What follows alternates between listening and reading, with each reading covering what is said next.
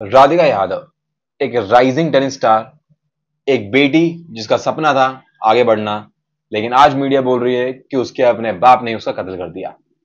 क्या ये कहानी इतनी सी है या इसमें कुछ और भी है, वही हम बात करेंगे आज इस वीडियो में। नमस्कार दोस्तों, मेरा नाम है तरुण, आप देख रहे हैं लॉ पोर्टल। चलिए शुरू करते हैं।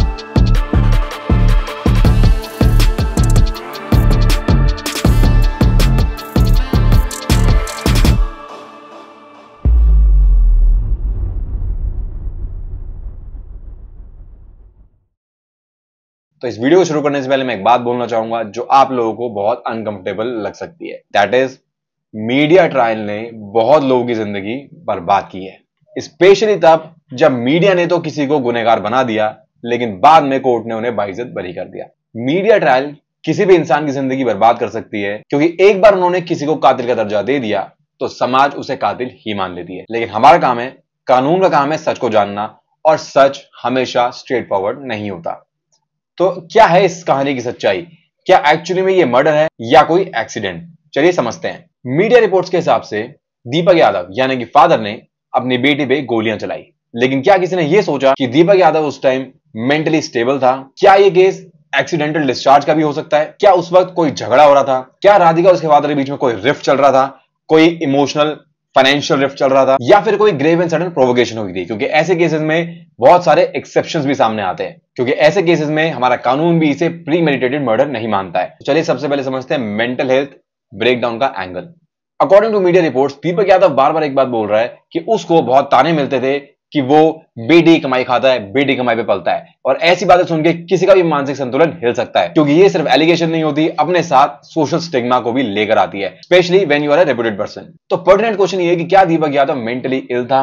और अगर कोई इंसान मेंटल इनकैपेसिटी के दौरान कोई एक्ट करता है तो क्या वो दोषी माना जाएगा?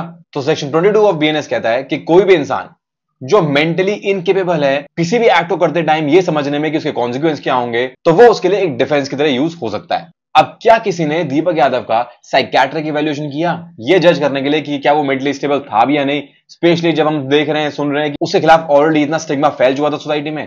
प्रॉब्लम यह है कि आज का मीडिया कोर्ट से भी ऊपर हो चुका है। टीवी पे डिबेट्स होती है, लोग हैशटैग चलाते हैं और अक्यूज को पहले ही गिल्टी करार दे दिया जाता है, जबकि कोर्ट का काम होता है पूरे एविडेंस को देखना, दोनों पक्षों को सुनना और उसके बाद एक निष्पक्ष फैसला देना, स्पेशली जब आप किसी ऐसे ऑफेंस से डील कर रहे हो जिसमें किसी की लाइफ तक की सजा हो सकती है। ऐसे केस में कोर्ट और भी ज्यादा सीरियसली इन चीजों का संज्ञान लेता है, और ये सब चीजें प्रॉपर अलाइन करती है हमारे कॉन्स्टिट्यूशनल प्रिंसिपल्स के साथ, जो कहती है कि हमारे लॉ के अंदर everyone is presumed to be innocent until proven guilty. लेकिन अगर हमारी मीडिया की सुने तो आदमी डे 1 पे ही दोषी करार दे दिया जाता है। और एक और एंगल जिसमें समझने का है वो ये कि घर के अंदर की सच्चाई और घर के बाहर जो दिखाई गई सच्चाई, इसमें हमेशा फर्क होता है। फैमिली डायनेमिक्स सबकी अलग होती है, और जब वो डायनेमिक्स मीडिया में आने लगती है, पब्लिक में आने लगती है, तो वो बिल्कुल ही अलग तरीके से पोर्ट्रे की जाती है, क्योंकि मीडिया आपको सिर्फ वही दिखाता है जिससे मीडिया की टीआरपी बढ़ती है, ना कि पूरी रिपोर्ट जो उन्हें मिलती। देखिए, बेटी का कत्ल एक भयानक जुर्म है जिसके लिए जो मेन कल्प्रिट है उसको सजा मिलनी चाहिए, लेकिन इसके साथ साथ यह भी जानना उतना ही जरूरी है कि अगर ऑफेंस हुआ है तो वो क्यों हुआ है और किस स्टेट में हुआ है। अगर हम लोग बस मीडिया हेडलाइंस या व्हाट्सएप फॉरवर्ड को देख के ही फैसला ले लेंगे तो हमारी सोसाइटी में कल कोई कानून ही नहीं बचेगा।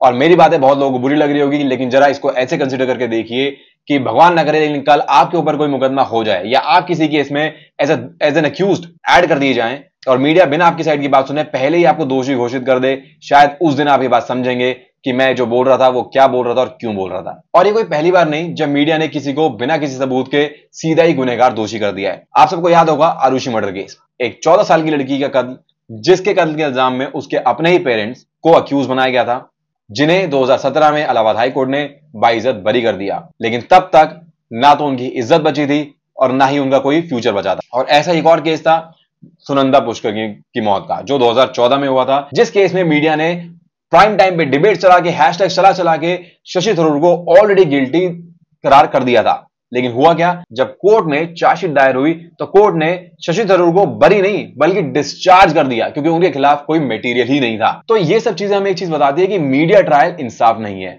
अगर आपको इंसाफ चाहिए तो आपको कोर्ट की वर्डिक्ट का वेट करना ही पड़ेगा और अपने आप अटकलें लगाने से अच्छा है कि कोर्ट को उसका काम करने दें, मीडिया और व्हाट्सएप फॉरवर्ड्स में ना आए और किसी की जिंदगी को बर्बाद होने में अपनी भागीदारी ना दें। आई होप आपको मेरी बात थोड़ी समझ में आई हो।